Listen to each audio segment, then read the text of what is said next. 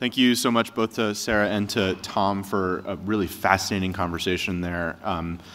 It is my great pleasure to introduce our next speaker. Elizabeth Weingarten is Deputy Director of New America's Better Life Lab program, and also a very interesting speaker who's going to come chat with us for a few minutes. Elizabeth?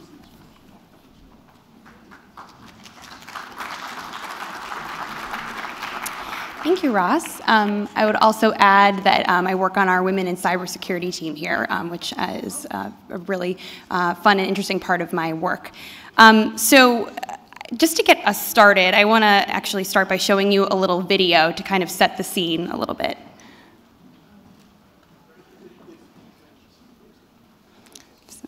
Okay.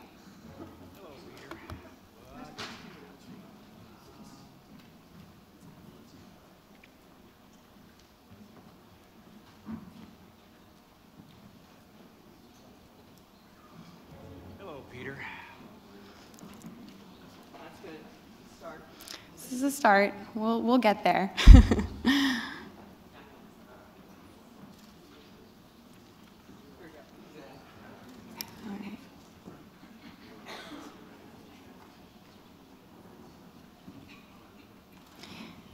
If we can't end up getting the video up, it'll be safe to assume, I think it's on the other slide there, it'll be safe to assume that most of you have seen Office Space, but I think it'll be a good reminder if we can show the video.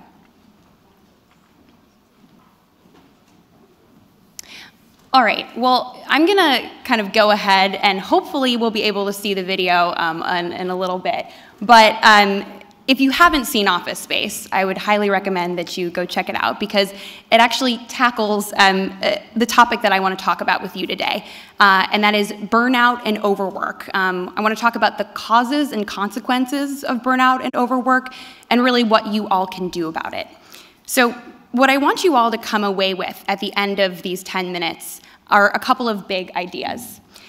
The first is that the future of the cybersecurity industry hinges on eradicating burnout and dismantling the culture of overwork. The second big idea is that burnout and overwork are actually symptoms of really the same problem, and that is that we're not giving managers the tools and the knowledge that they need to support their employees. So to help explain a little bit more of what I mean by that, I want to tell you all the story of Dan Ward. So a few years ago, Dan was responsible for all of the information security at a small company. At the time, he was in his 20s. He was married, but didn't have any kids yet. So the job really started to eat Dan alive. He had heartburn, tightness in his chest. He couldn't sleep. His marriage kind of started to fall apart. He would blow up at colleagues for really no reason, and eventually he erupted in a meeting with his boss. Dan started to wonder how he had become such a miserable and angry person. In short, he burned out. So the problem wasn't necessarily the number of hours that Dan was working, even though he says he lived at his office. The problem was actually with the management. Oh, and I've been told the video is now gonna work, so we can show that. We can take a brief break and show the video. Hello, Peter. What's happening? I'm gonna need you to go ahead and come in tomorrow. So if you could be here around 9, that would be great. Okay? Oh, and I almost forgot. I'm also gonna need you to go ahead and come in on Sunday, too, okay?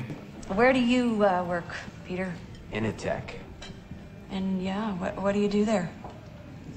I sit in a cubicle, and I update bank software for the 2000 switch. What's that? Well, see, they wrote all this bank software, and to save space, they used 2 digits for the date instead of 4, so like 98 instead of 1998. So I go through these thousands of lines of code, and it doesn't really matter. I don't like my job, and I don't think I'm gonna go anymore. All right, so now you know what I'm talking about in case you didn't before. So getting back to the story of Dan Ward, who's not too unlike Peter in Office Space, his problem wasn't necessarily the number of hours that he was working, even though he said he lived at his office. It was really with the management. So what was happening was there was a disconnect between the manager's expectations and what Dan felt like he could accomplish. And in addition to that, his manager didn't really seem to be concerned with Dan's eroding mental state and the impact that all of that was having, not only on his quality of life, but ultimately on his work product. So you can see a very similar story playing out when it comes to the culture of overwork, which is really the pressure that a lot of employees face to be online all the time or be at their desks constantly. One cybersecurity executive actually told me that the 24/7 work environment of her last job actually, when she was trying to take care of an aging grandparent, she couldn't do it, even though the grandparent was just living a few blocks away from where her office was, because she was expected to be in the office or online really at all times. So again, in this case, there was no manager stepping in to say, how do we make this job work for you so that you can fulfill your responsibilities both inside and outside of the office? So why does all of this matter? These are interesting stories, but why do we care? So the first reason is that burnout and overwork are driving away some of our most talented people. We know that right now, already, there aren't enough Infosec employees to face the increasingly complicated threat landscape. And that talent shortage is only going to get worse in the next few years. So one recent study shows that it's actually burnout that is the top reason for the talent shortage in the Infosec industry, especially at the top. We also know that recruitment of women is a huge challenge for the industry, and that right now there are only about 10% of women in the entire information security industry. So it turns out that the culture of overwork is, in fact, a bigger obstacle for women in the workplace than a lack of family-friendly policies, which often surprises people. So Harvard research shows that that this is in part because women are still handling the majority of caregiving responsibilities. And if they do take advantage of a particular company's flex policy, for example, to fulfill some of those responsibilities, they end up getting penalized for that. They're passed up for promotions because they're seen as less committed to their jobs.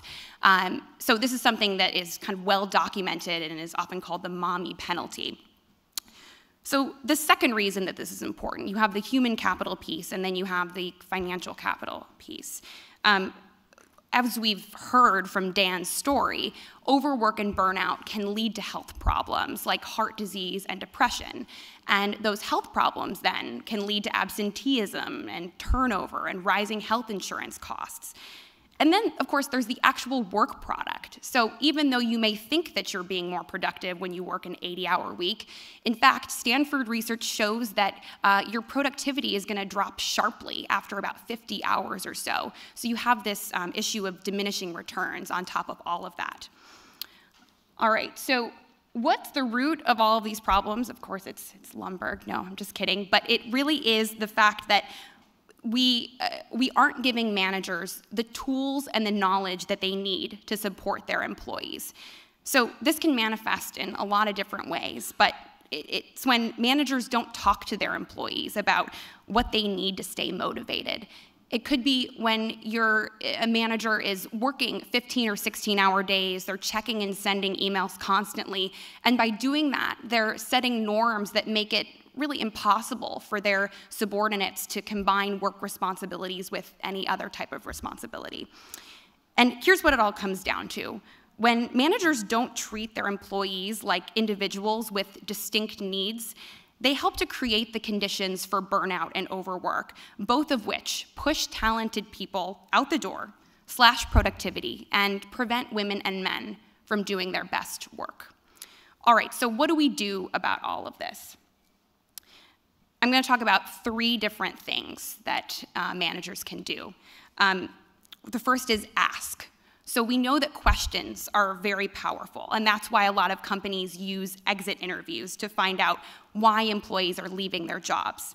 But that information doesn't really help the company prevent an employee from leaving in the first place. So I want to suggest that you use something called a stay interview. And the idea behind a stay interview is that you talk to your employee before they show any signs of leaving. Ask about what will make them stay, what will help them feel motivated and supported. And FireEye is actually one company that started to use these tactics and has been really successful. So the other piece of this is motivate. Most of us in this room know that there's a higher mission in information security that's often obscured by the need to meet metric-based objectives. So you aren't just deploying firewalls, analyzing alerts, logging threats, pushing out tickets. You can really regularly remind your employees that they aren't just protecting information, they're protecting people, and they're protecting the country. And this is something we also know is key to retaining and recruiting both women and millennials who tend to be attracted to positions where they can see that social or communal impact more directly. The third part is monitor. So like cybersecurity, the consulting industry has often had issues with retention, burnout-related retention. So the Boston Consulting Group started something called a red zone report. Basically what they're doing is they analyze the number of hours that employees on a team are working during the week, and if an employee gets into the red zone, so over 50 or 55 hours or so, then a manager will jump in and redistribute that work across the team. But what I like about this system is that there's an additional layer of oversight. So if you have an employee or a team that's consistently in the red zone, a senior partner will then step in and work and redistribute that workload across the team to make it more sustainable. All right, so to wrap everything up, 2 big ideas to come away with today. And then the third, of course, is to go and watch Office Space again because it's a great movie. The first one is if we're serious about building a thriving cybersecurity industry that can adapt to the increasingly complex landscape, we have to tackle the issues of burnout and overwork. The second piece of this is that we can do that by investing in management and giving managers the tools and the knowledge that they need to treat their employees more like humans and less like cogs in a machine. Thanks so much.